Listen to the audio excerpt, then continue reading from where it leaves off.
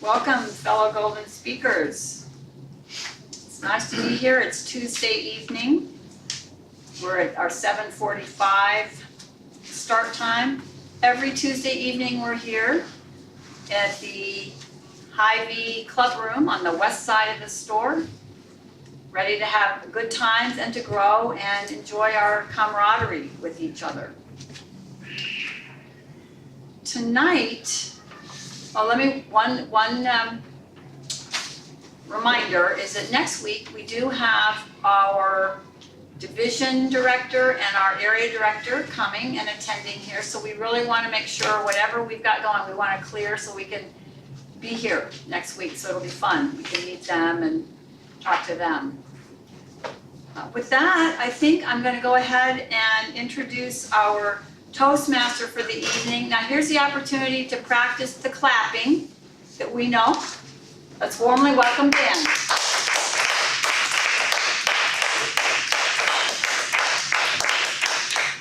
Thank you, Madam President. Good job.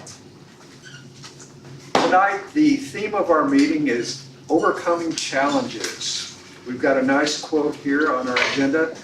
That's the thing I learned about mountains. The joy you feel at scaling them is in direct proportion to how high and impassable the peak appears to be once you're on the other side of it. That's by somebody named Marie Bostic, just in time. The first thing I'm going to do as Toastmaster is remind everybody to put their cell phones on mute. The second thing I'm going to do as Toastmaster is to introduce our role players. Let's hear first from our timer. Tonight that's going to be Veda Royale.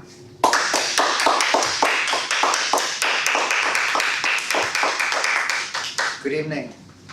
The purpose of the timekeeper is to bring coherence to the meeting and prevent people from going hugely over time through the system of lights.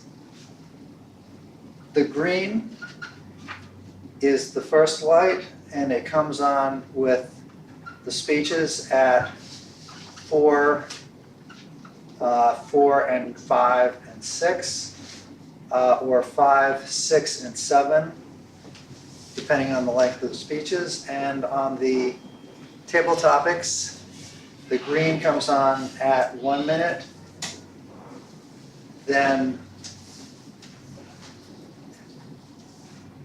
the yellow comes on at the 2.5 minutes for table topics, and the next intermediate minute for the speeches. And then when the red light comes on, it's time to wrap up. You've just got 30 seconds. That's the basic role of the timer. How about the evaluator? The evaluators here get, it says 2, 3, and 4, so green, yellow, and red would be coming on at 2, 3, and 4, and the general evaluator gets 3, 3.5, and 4. Is it 2, 2.5, and 3? I'm sorry, yeah, 2, 2.5, and 3 for evaluators. So evaluators get 3 minutes, general evaluator gets 4 minutes, and table topics evaluators, it's a little bit up for grabs, usually 4 to 5 minutes, or depending on the number of speeches. I We'll usually decide at the yes. time. Okay, thank you.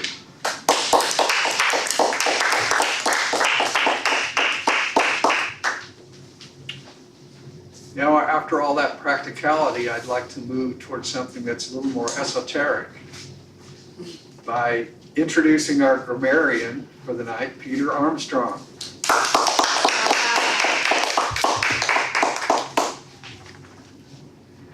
Tonight I will be your grammarian, and my job is to look for usages of the English language which are either very good or not so very good. And in addition, I would like to introduce the word of the day, which is esoteric. It's an adjective, and it means known only by a few people. And it's used to discuss concepts or knowledge, usually, that are sort of not well known, but possibly important, but not well known mainly. So the sample sentence is, he discussed a few esoteric facts about the new tax regulations. And heaven knows there is a lot of esoterica in the tax regulations. Thank you.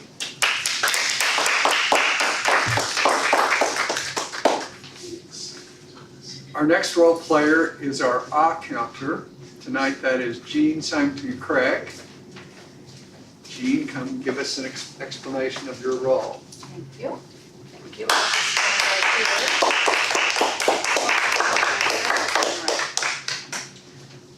My role as the counter this evening is to count filler words that we use. The hint is we don't want a high score on this. Low score wins. Some examples of filler words, things that we put into places where it would really be better to just have space or silence, are words like or sounds, like, you know, right, so, but, and being a word, but sometimes can be used to string a bunch of sentences together with no period ever in sight, not to be used. Tongue clicks, funny noises with your mouth, and also just false starts where you start a sentence, and then like that. And I'll be giving a report at the end of the meeting. Thank you.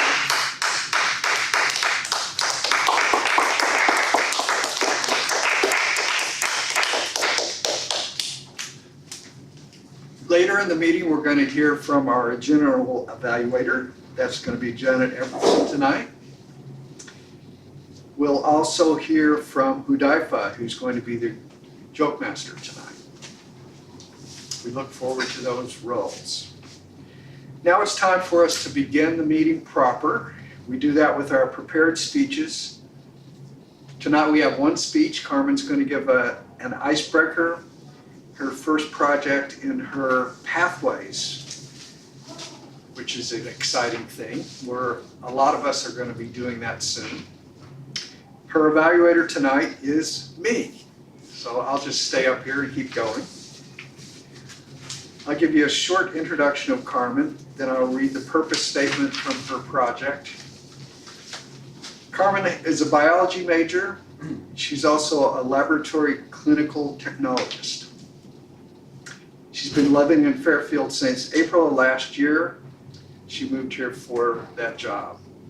I don't know her exact Toastmaster history. She has been a Toastmaster before in California. We're very glad that she's come to join us here in Fairfield. Her speech is the icebreaker. Her title is A Brief History of My Life. Here's the purpose statement from the evaluation guide. The purpose of this project is for the member to introduce himself or herself to the club and learn the basic structure of a public speech. Clear and simple, nothing esoteric. Please help me welcome Carmen Antacana. What's the career? This is going to be in the icebreaker minutes, 4 to 6? 4 to 6. Uh-huh.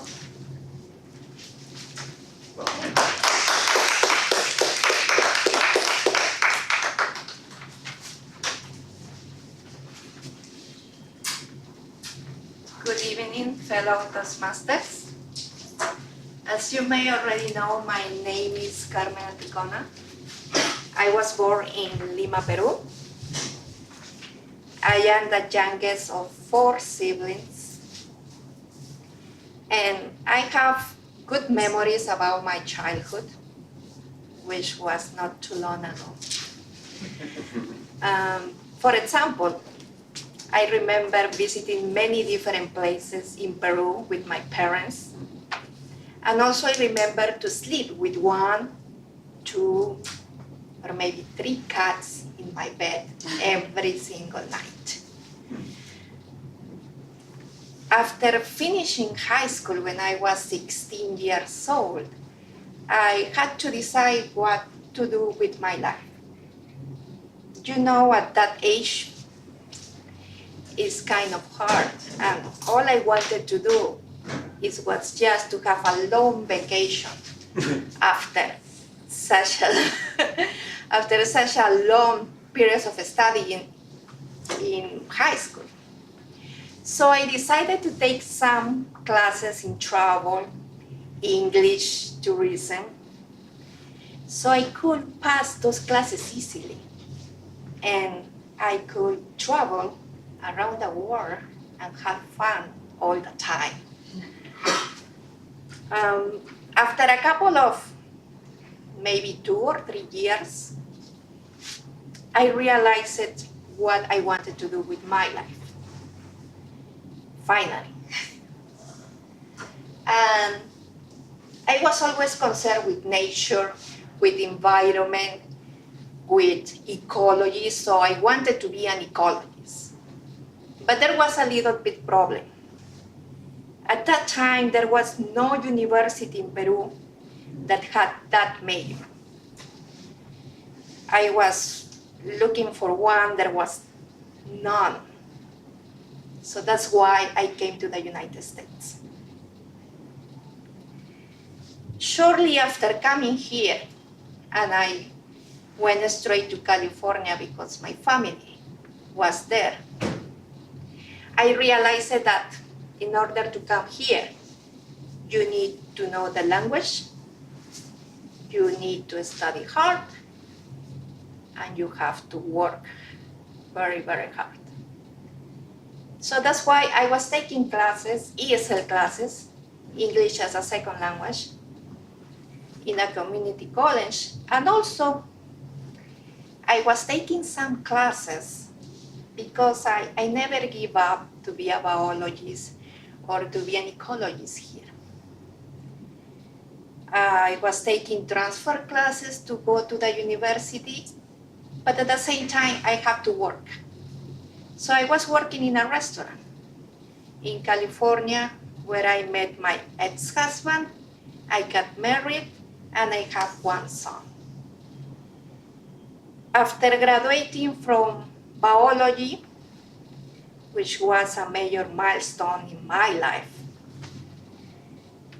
I was working in several laboratory companies in the specialty of chemistry, genetics, metabolism, and even veterinarian, and also cancer diagnostics. After being a while in transcendental meditation, because I was practicing transcendental meditation in California, my TM instruction handed me a flyer. They were looking for a laboratory technician here with almost the same background as mine and the same experience. So he told me, this is a great opportunity for you. And I was looking for a job at that time.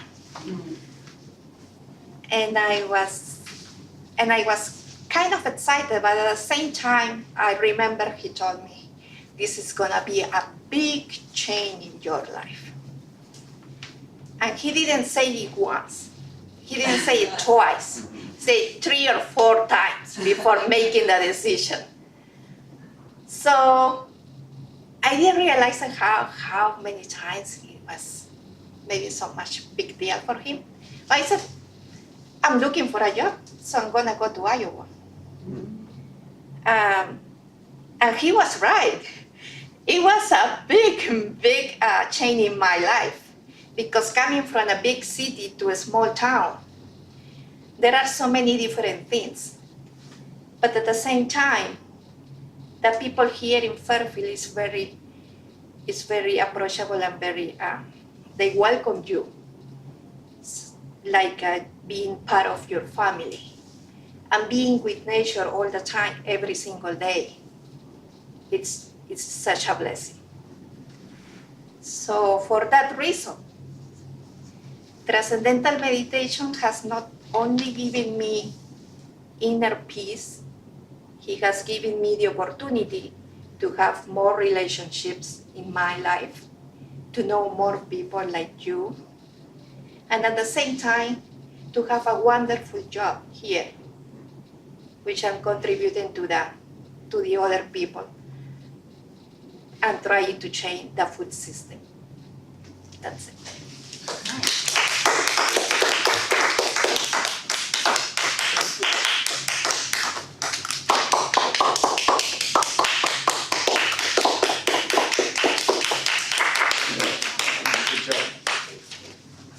Very nice. Let's take 2 minutes now. Mr. Timer, if you'll give us 2 on the clock.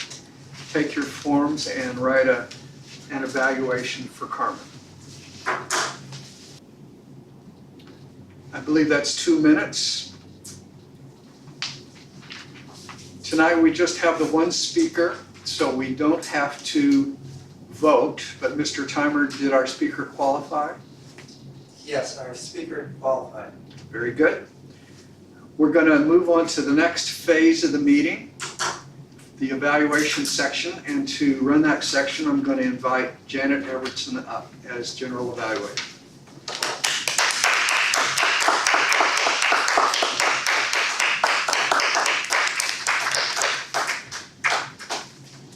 I'd like to get my shoe, come with me.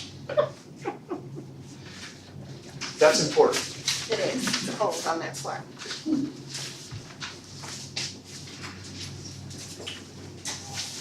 Okay, as general evaluator, I can evaluate Carmen, is that what I am to do? No, you introduce me as her evaluator. I was so busy writing her thing every second, it was great. Okay, so I would like to invite her evaluator, Dan Craig, up to the stage.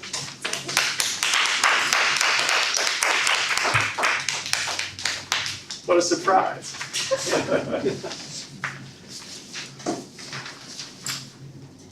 Madam General Evaluator, fellow Toastmasters, and Carmen, most of all. Carmen was telling me before the meeting that this is like starting all over again. She's done an icebreaker before sometime in the past, but this was a fresh start for her, and a very nice start. Well done. I'm going to have a couple of general comments from the evaluation guide and a couple of points about things like vocal variety and gestures. First thing I want to say, though, is how much I enjoyed the talk.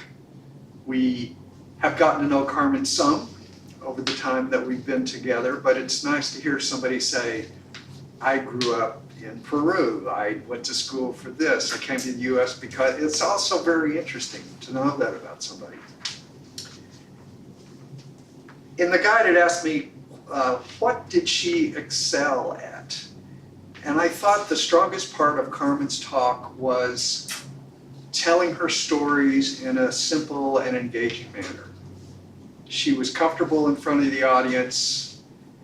It was like she was just telling us a little bit about her life in a story. So it was a very comfortable kind of talk. What's something she may want to work on? One thing that would be good, even in an icebreaker, is to structure an introduction that tells us what's going to happen and a conclusion that recaps what the talk was. In this case, it's a little harder because it's a chronology. She started out with where she was born, her schooling, and so on. But she could have simply said, I'm going to tell you about my life from the time I was born to the time that I came to MUM and took my current job. And at the end, she could have said something not much more complicated than, so I've told you about my life from birth through the present and what I found, give us some sort of overall statement like that. Then it asks, what could be something that she could challenge herself with. In the context of this talk, I think a good challenge would be moving a little bit on the stage. Most talks have 3 main points, a chronology maybe has more. But the idea could be that I was born in Peru. I grew up and I usually slept with 2 or 3 cats. I went to high school, I studied biology, I was very interested in ecology. Just move it along the stage a little bit, come back to the center for a conclusion. It's just something else to engage the audience. The rest of the evaluation form asks for feedback on clarity, vocal variety, eye contact, gestures. I'll stop there and then go on to some more. Gestures were very good. She naturally just spoke with her hands, and that made her seem more relaxed and genuine. Something you might want to try with some of your gestures, if you can kind of practice this ahead of time, is make some of them big. If you spread out, then it makes you bigger. It's a bigger impression on your audience. Vocal variety was good. That's something you could also incorporate more in future projects. More changes in speed, changes in volume. Clarity, I think that was fairly good. It's always important to speak loudly and clearly in this room in particular. And then the last was audience awareness, comfort level, and interest. Interest means was the audience engaged?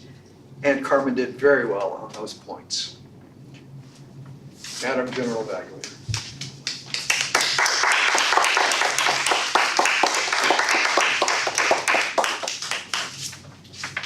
Dan? I felt Dan gave an excellent evaluation of Carmen. He was so thorough. He covered everything, and I completely agreed with him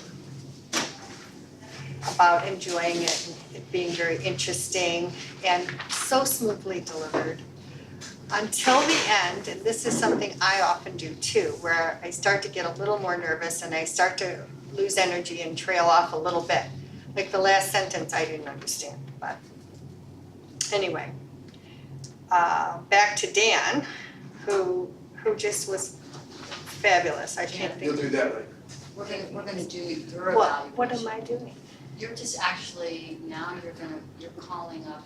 The next one? You're just the Sorry. MC and your evaluation is near the end. Yeah. Okay. You see it. Evaluate the We're just gonna call up evaluators. our table topics evaluators. So Okay, you just punt it off to me right now. all right. Gives you Peter, more time. our to table prepare. topics master, Yeah. we'd like to welcome him.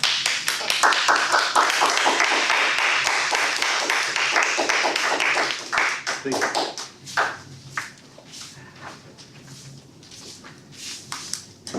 Tonight, the theme of the meeting is overcoming challenges. And it has an aspirational quote underneath, which I will read. And I thought, well, all right, so let's use something like that for the table topics.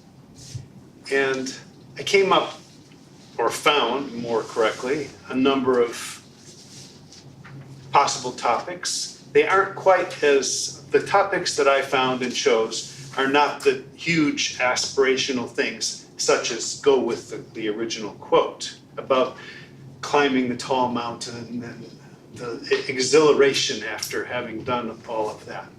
So I would like to suggest that anyone who chooses to do a table topic can come up and they can either choose, if you have something in mind that's aspirational and mountain climbing, by all means, go for it and just take it and run with it. And if you are looking for something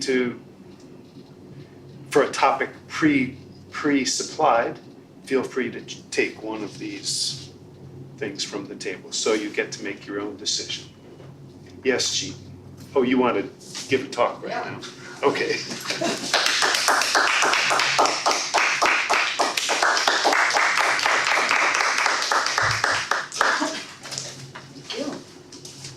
Which do you want to do? You can do I want the impromptu approach.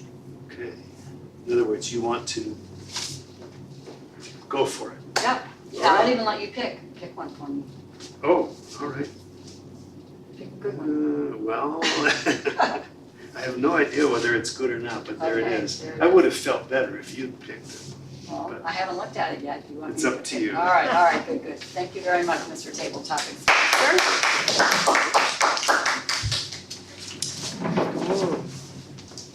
Can't sit on that table.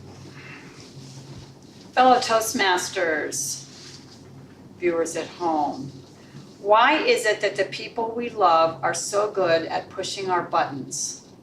I'll read that again. Why is it that the people we love are so good at pushing our buttons? I think that answer's probably pretty clear for most of us when you think about it. When we love someone, we have already ahead of time given them access to us, to some of our more tender feelings and our more tender insights. We become vulnerable when we love someone, and we let them experience that we feel vulnerable, but we also feel safe with them. However, when things get a little rocky, the person that we love, who already knows some of these quieter, more subtle places of you, is able to make a comment or say something that actually zings in there a bit more than we might like. That's called when your button is pushed. Sometimes this happens a lot in marriage. In fact, it's considered one of the main benefits of marriage, is having your button pushed. Now, why would I say that? Sounds like having your button pushed is not a good thing. But having your buttons pushed can also mean that there's something there that needs to be worked out, either between you and the person that you love or just within yourself. So by having that button pushed, it's almost like a catalyst to help you grow and evolve into something that really, or to a person who is not able to get their buttons pushed because they're so smooth and have so much equanimity. This is a little bit esoteric, what I'm discussing here, but I think you all can recognize, those of you that are married can definitely recognize it. Those of you that are not married, maybe you've seen it in married couples, or you just have friends who push your buttons. But view it as an opportunity to grow and become better. And I think that you'll actually end up appreciating that person, even if you're in the short term not happy with them about their button.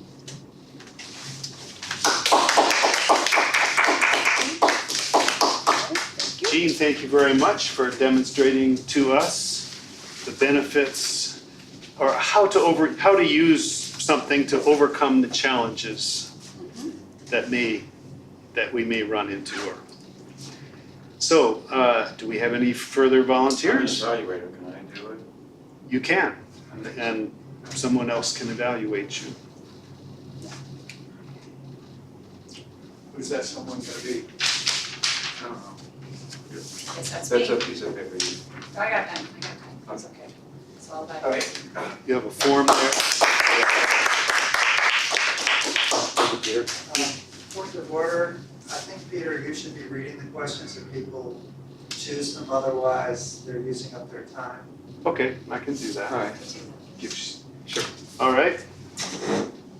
What habit do you have that drives your significant other crazy?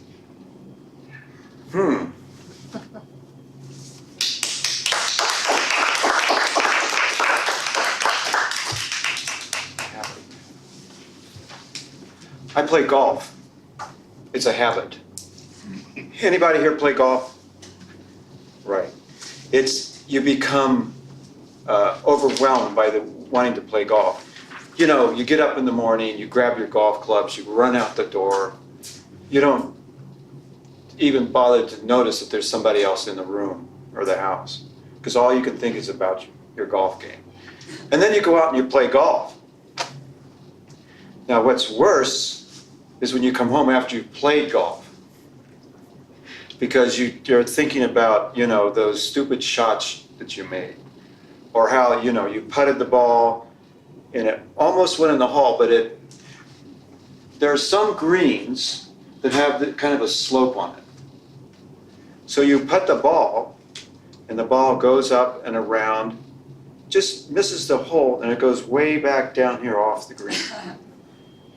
And so, you're sitting down, having a nice quiet meal, and that's the only thing you can think about.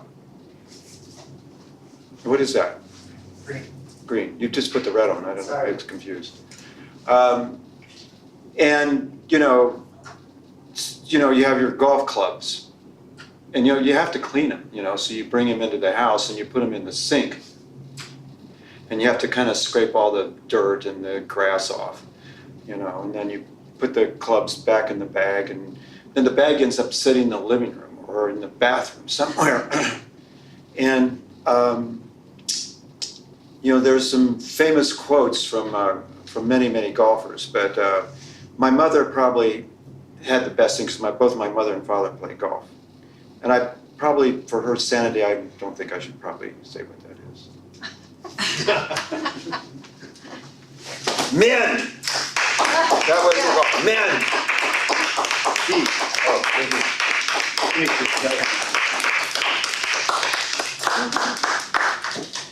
Thank you for telling us about challenges that other people are provided with by us. Hudaifa.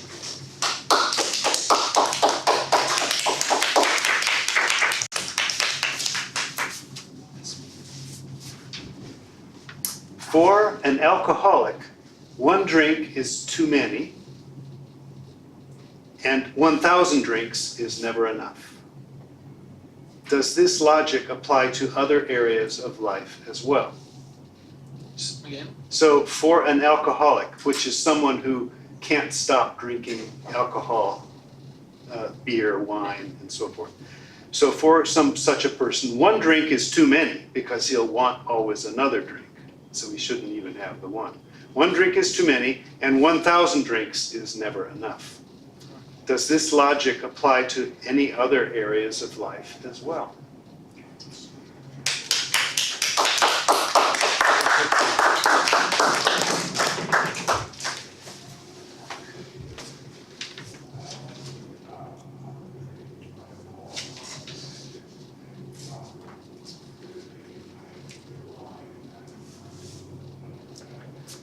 Fellow Toastmasters, our friends watching us at home, I think this applies to many things in our life, but I would like to talk about one thing, which is giving. For some people, giving a little can be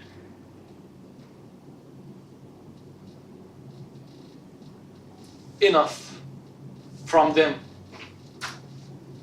And for some people, giving too many or too much can be nothing. Because giving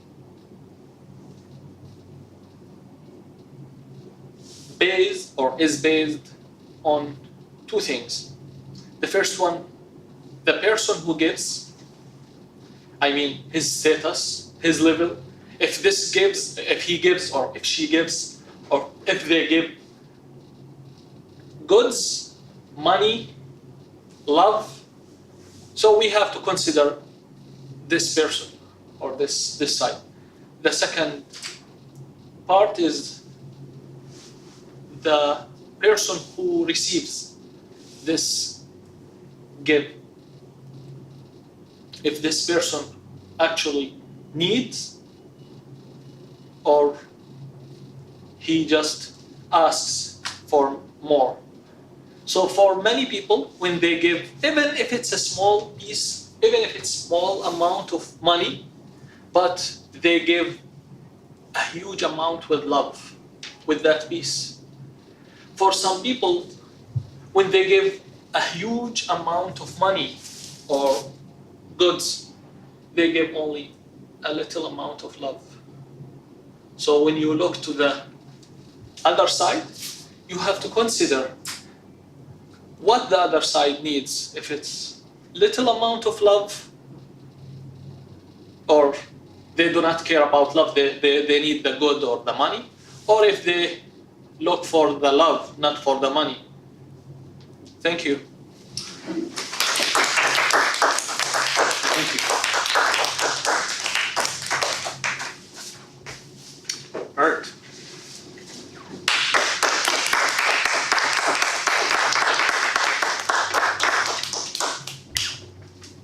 Are you going to choose or go with your own topic?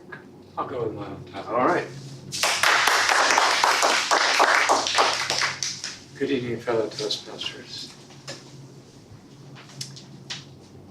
I find a very rich vein of inquiry in two of the questions, all three of the questions we've heard so far. Why is it that our dear ones seem to be especially adept at pushing our buttons? Do I have any habits which drive my dear ones nuts? These two really stand out for me. There's a very well-developed train of thought which says the reason that we get into a love relationship once we're an adult is to complete unfinished business that we had with our parents. When I first heard this idea, I was already married, and my first wife seemed so different from my folks that I said, no, this idea is wrong. I'm not married to her because I'm trying to complete subconsciously any of my unfinished business with my folks. It took me more than 20 years to realize how perfectly she was setting me up to work on unfinished business I had with my folks. It took that long for me to see her version of the thing that I had unfinished business with my parents. My parents set very high standards, for example, in schoolwork for us.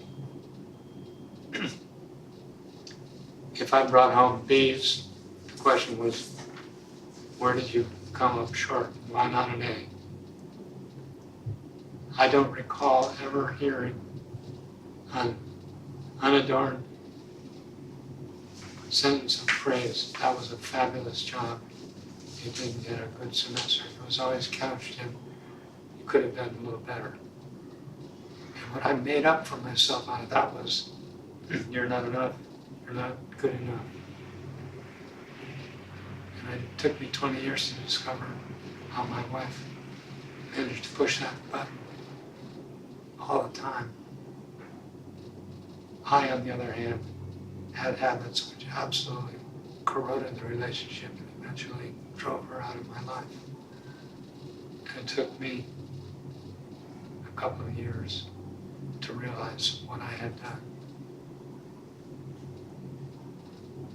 Mr. David, these questions.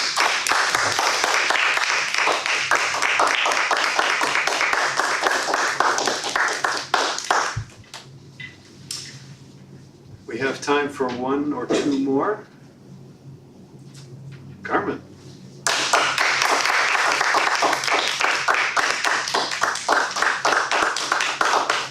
Choose or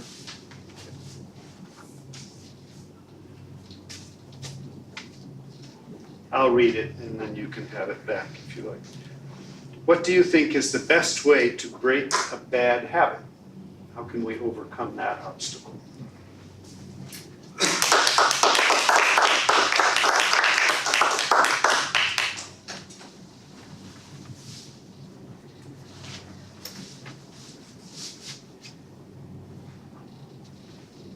Good evening, fellow Toastmasters.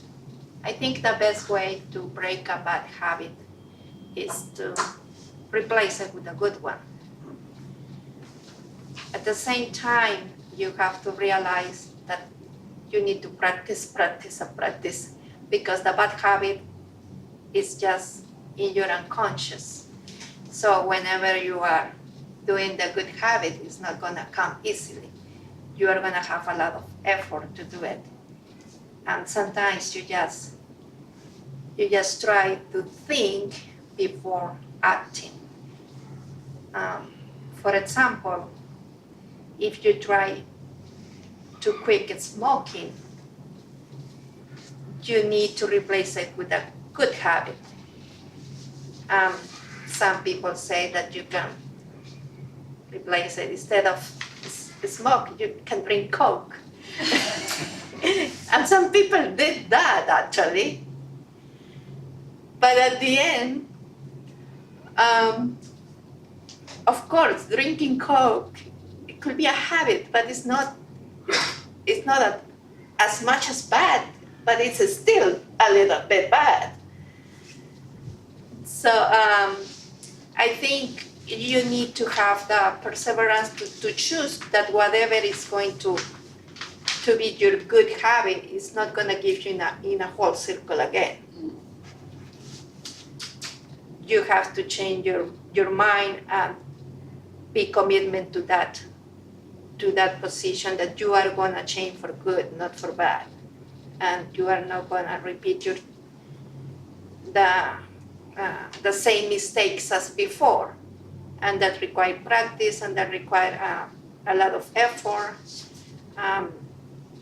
Sometimes it requires a change in your life. It can change, for some people, an accident, traffic accident can be a major change in her life.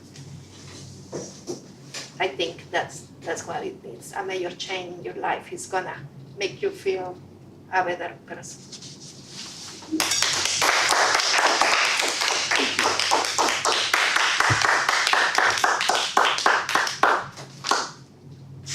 We could squeeze in one more if anybody wishes to do it. Janet.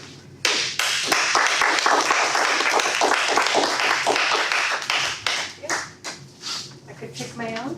You may, or you can choose your own topic. Yes. Let me check one and then I'll decide. Cheating, okay. No, that's okay. You can check it. You No, may. pick one and then I can still go back to, No, just pick. yeah, so then I'm gonna redo. We're not going to use them all up, so all right.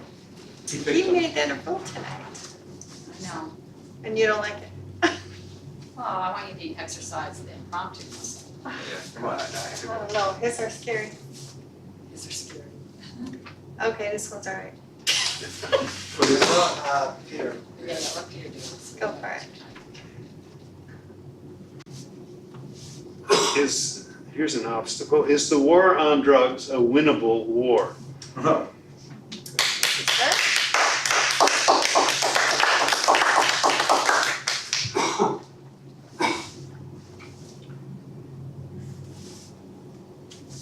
Fellow Toastmasters, good evening.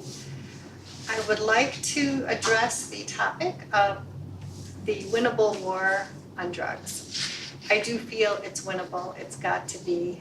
I have to shoot for the highest. It's a tough one, but I do believe humans are capable of getting a handle on this.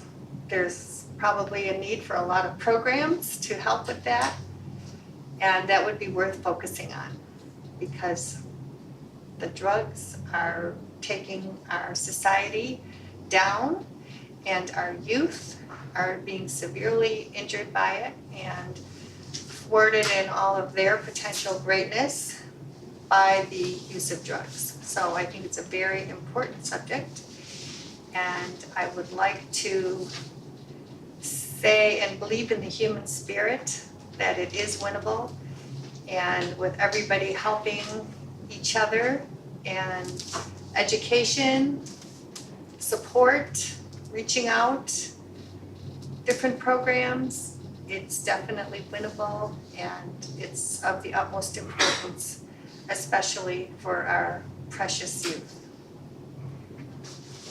Thank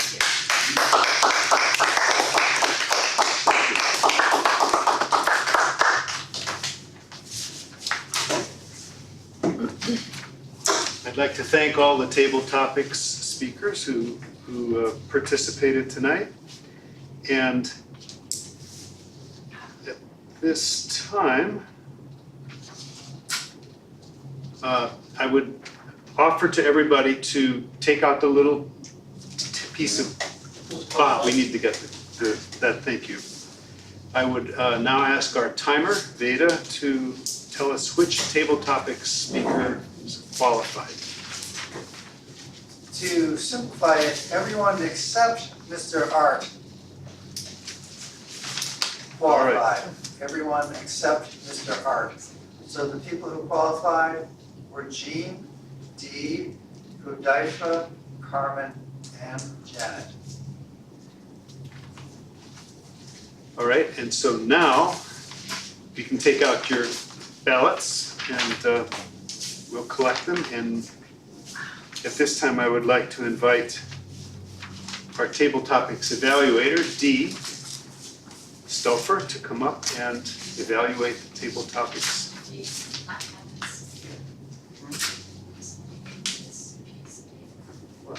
That's your evaluation also, right? Oh, Yeah. no, okay. I'm in front, I'm in front. What do we, Is that something you were all of them to evaluate? So what's this written on the back? That was just me doing you. Table topics? Okay. Let me think. So Dee, come on up if you're ready. And Oh, of course. we'll shake. 4 to 5 minutes. So how long do you want to take to do your evaluations? You get to choose. I don't know. I'm still trying to get organized here. How many are there? What's the time? It's like 4 minutes or something? Well, 4 to 5 is what I put on. It's 7. There's 7, that's a lot. So, It doesn't, 7 speakers, yes. Yeah. 7 speakers at least. There were 7 speakers? Yeah, there was a lot. 30 seconds apiece at least. Minus So- 1. I was making notes here and I'm trying to get organized. So So, 5, 4 to okay. 5. 4 to 4 to 5. 5 minutes. 4 to 5. So, okay, I'll just go in order here. So, Hudaifa. Take 4 to 5 minutes. I'll start this. Okay, so Hudaifa, I'm going in chronological order. Thing I like about Hudaifa is he moves around a little bit, but not too much where it's distracting. And uses a lot of hand gestures, body gestures to make points. I had to say that word right. He makes good eye contact with the audience. He smiles a lot. He makes these kind of big smiley expressions with his face. There's a lot of vocal variety, but there were a couple times when he sort of broke down into his points. And I think maybe a little bit walking back and forth a little bit too much was distracting.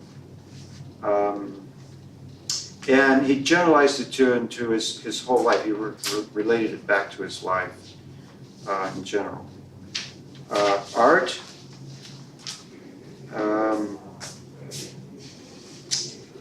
This had something to do with unfinished business. He was getting a little bit into some other topics, a bit on it. And it seemed like there was some unfinished business about what he was talking about. Jean, is there a time on this or? Yeah, 4 to 5. So With the 4 lights to on? 4, you'll get 30. I'm going to put the lights on. Oh, okay, all right. Jean, when she makes a point, she often repeats it again a second time in a little different way to make a point for clarity. She pauses a little bit from sight, a little bit to make points, a little more emphasis on points. She snapped her fingers a couple times, I think. Can you do that for? It's something. Yeah, like this to kind of emphasize a point.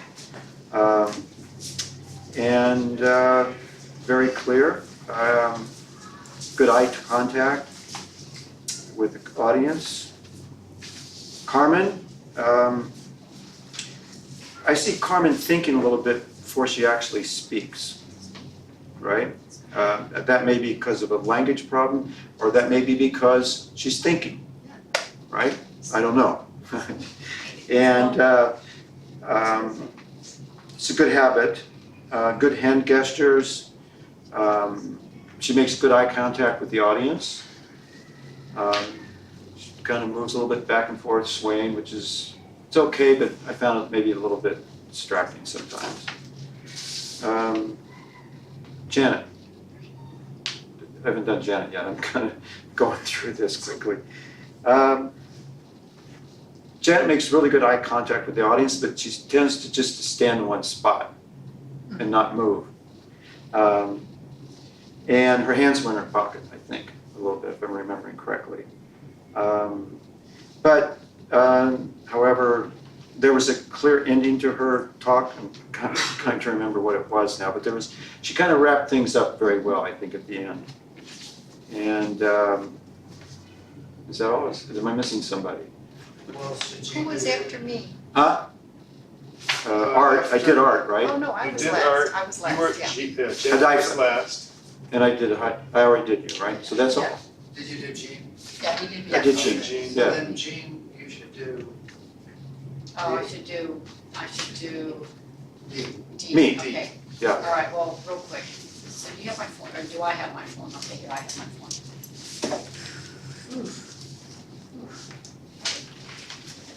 Here. Who's up at the front?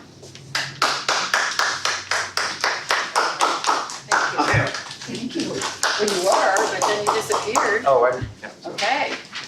Ship was getting ready to run onto the shoals. For D, I will say it was too hard to do odd counter and also D's evaluation, but I did get a couple of points. The question was, what do you do that's irritating to some, what was the question? I couldn't. Push your buttons? No, that was mine. Yeah, what is to your significant other, what do you do? Oh, that's- yeah, yeah. irritating about significant other, that's right, something that you would do.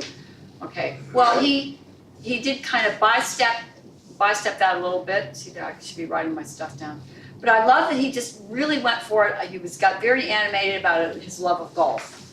That just made me feel good, and when D is feeling good, he just starts putting it out there.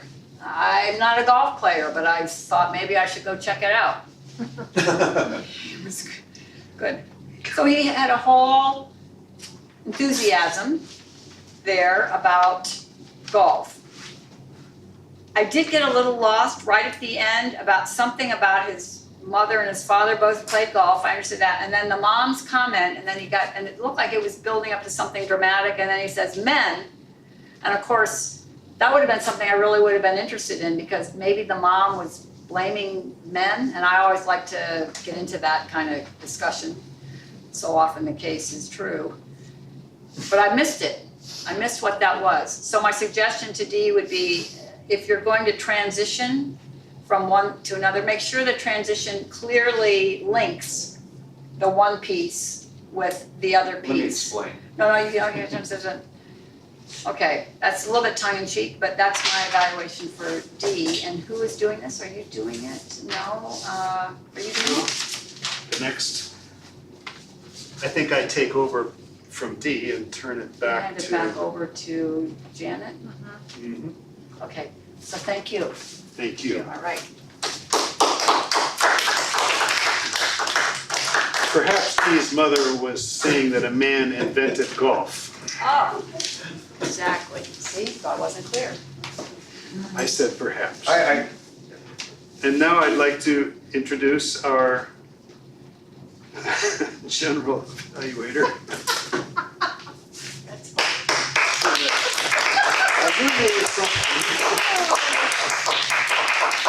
Thank you very much. So I think as general evaluator, I'm evaluating Dan Craig as one evaluator. First you do the roles. The roles? You ask for the reports for the roles, and then the coup de grace Okay. is when you give your evaluation. All righty. We'll talk about that later. Okay, so we'd like to have the reports from all of our people. Number one, Veda as the timer. Would you give us your 1-minute report, please?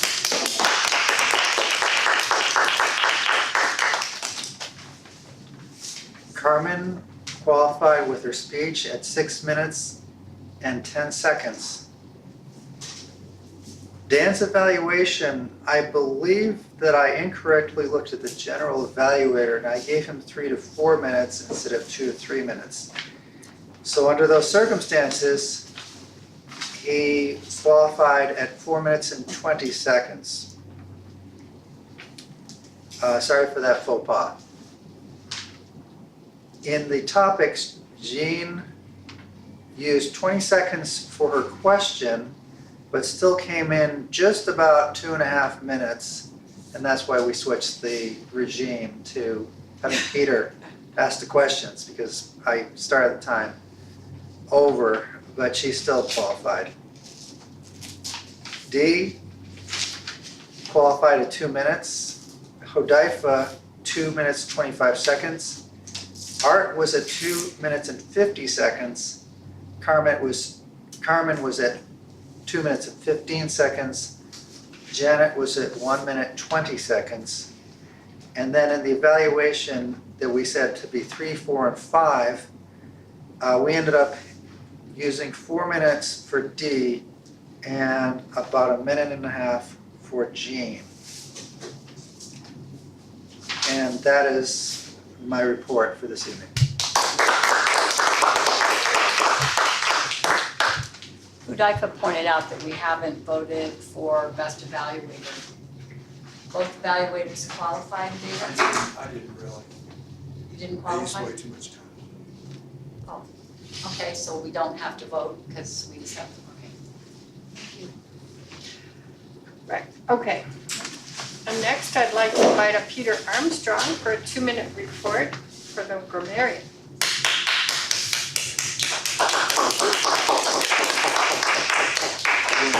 Sit down, either way.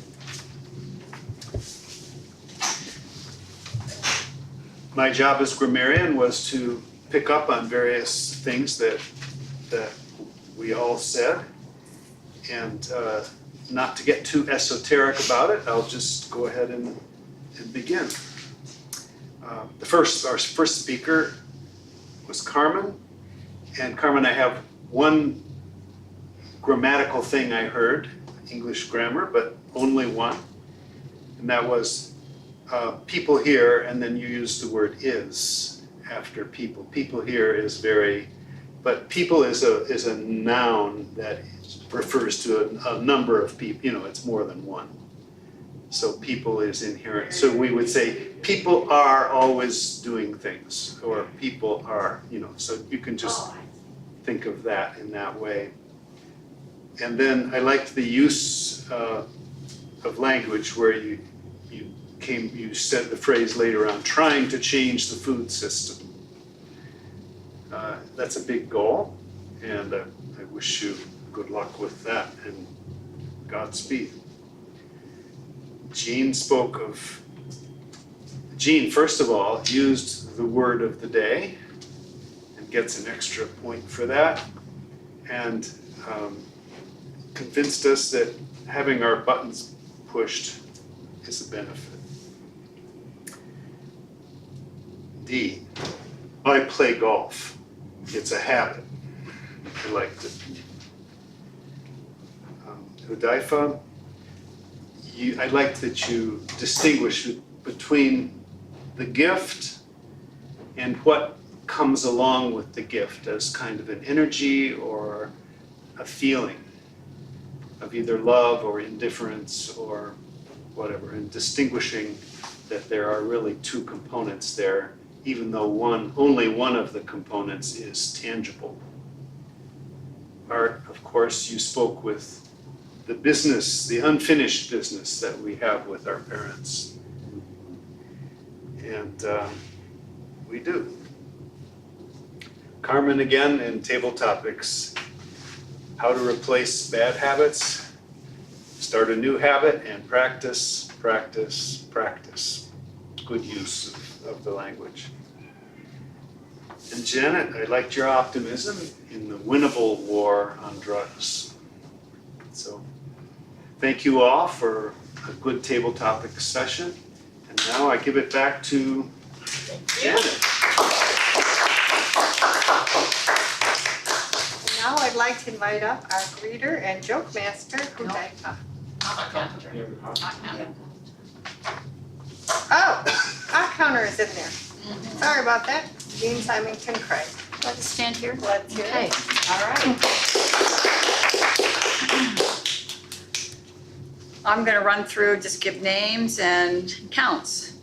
Carmen, 1 or ah, 3 ums, 6 so's, 3 ands. Could be an and so also as well. Dan, 1 or ah and 1 tongue click and 1 kind of. D, 1 10 you knows, but no rights. 10 you knows, but no rights. 1 so, 1 tongue click, 1 now, and 2 kind ofs. But there's a second act for D later. Hudaifa, 2 so's and 2 false starts, where you start and start again. Art, clean. Janet, 1 so, 5 ands. Look at that. Peter, 7 ahs, 2 ums, 2 ands, run on, and 2 false starts. Ums were a little bit on the popular side tonight, just gonna say. Carmen, second time through, 5 ums. Like I say, you were on trend. 1 so, 3 ands, and 1 false start, starting again. D, second time up, 4 ahs, and then 13 ums. Really? Yeah, lots of ums. They slide out. You're least expecting them. 1 and 1 tongue click, like some noise that you make, and then a kind of. And that's it, that's my report, thank you. Thank you, Jane. Here is the report, as always. And now Hudaifa, our joke master.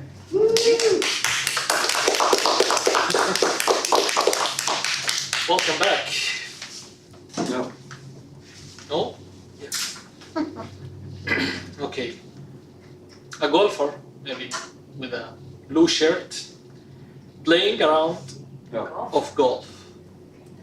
Suddenly, his ball slid and landed in a shallow pond. As he was attempting to revert his ball, he discovered a frog who, to his great surprise, started to speak. Kiss me, and I will change into a beautiful princess, and I will be yours for a week. He picked up the frog and placed it into his pocket. As he continued to play golf, the frog repeated its message. Kiss me, and I will change into a beautiful princess, and I will be yours for a whole month. The man continued to play his golf game. And once again, the frog speak out. Kiss me, and I will change into a beautiful princess, and I will be yours for a whole year. Finally, the guy turned to the frog and said, I will tell you an historic thing about me. I would rather having a talking frog. Thank you.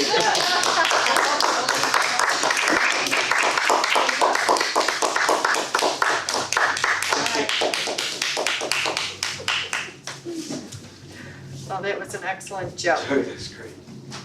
So now we are down to the evaluation of the evaluators. And those are Dan, Craig, and Dee, correct? All right, so I have, again, Dan is an excellent evaluator. He uses the form, he covers everything, he brings out the strong points for everyone. I don't think he had a lot of criticism, but he had a couple of suggestions. can't read my notes anymore, but, oh yeah.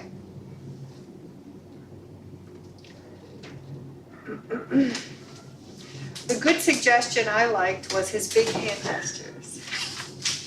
I decided I would use that. Anyway, always uplifting, always inspiring, and very observant. Dee's evaluation, I sort of disagreed that Udaipa was walking too much and it was distracting. I think he did good use of the stage because I have this tendency to be frozen on the stage, so I'm gonna just try to wander a little. Anyway, I felt that Dee did a lot of observation and they were kind of without qualification.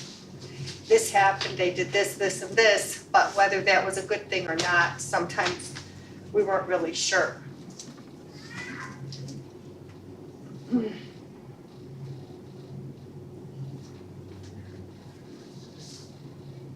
But I was impressed that he had all the names and he got them all in order and he did notice things about each of the speakers.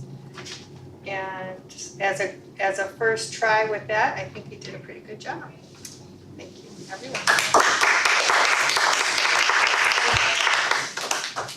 And now you And now, give the meeting back to the Toastmasters. back to the Toastmaster, Dan Craig, for meeting awards.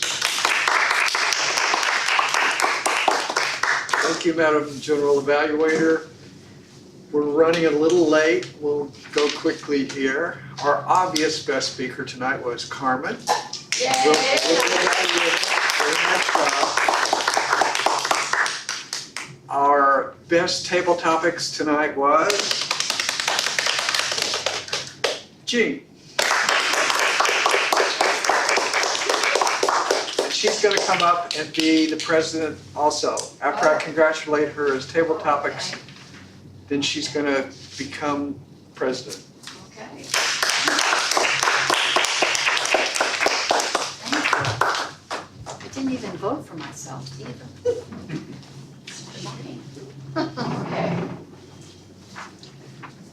All right, well, fellow Toastmasters, we're just about there. Again, you've just wasted another perfectly good hour listening to, you know, that Yes, Kurt. NPR car talk. Oh, Actually, this is not a waste of time. This has been really interesting, and I just wanted to mention how nice it is to have a speaker. And Carmen just did a great job. I want to give her a hand. Not only was she a speaker, but she's broken the ice into her pathways. That's what we want everyone to be doing here, and we've already talked tonight. We had our officer meeting before this, and everyone is committed to signing up in the next, either tonight or somewhere in the next week with Peter on our next project, whether it's pathways or if it's we call it traditional Toastmasters, but we want to get that in the pipeline because that's how we grow.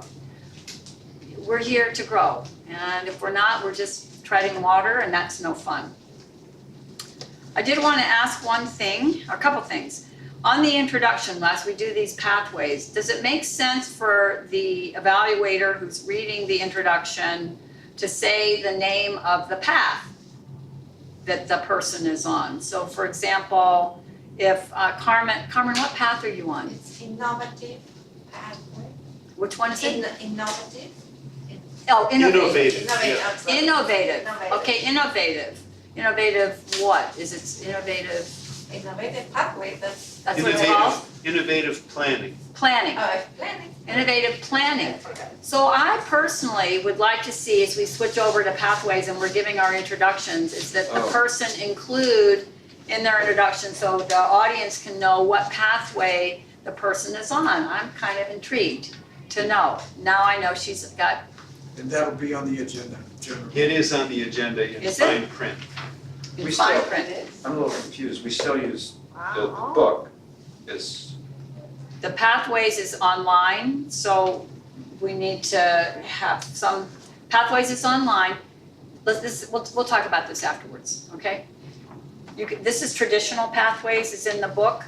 The new Pathways is our, the new program, Toastmasters is Pathways.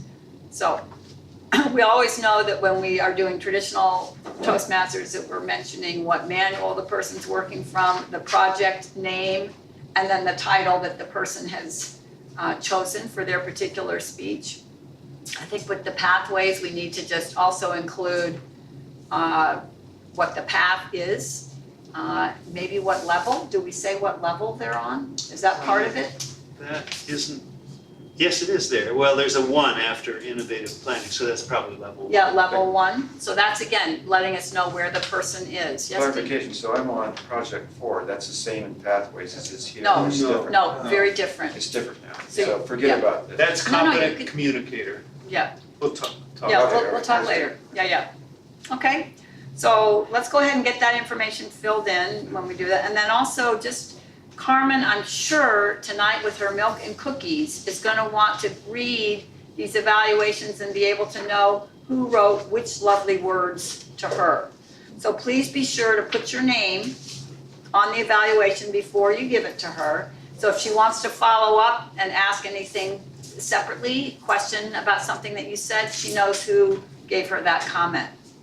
Okay, and with that, is there anything that we need to have? Yes, Peter? As the members are deciding on their next speech and when they would like to do it, please consult with me, your Vice President of Education, and I will be happy to get you slotted in somewhere into our schedule. That's right, Thank you. that's right. And so then I don't have to go beating the bushes for people on Yes. Thursday afternoon.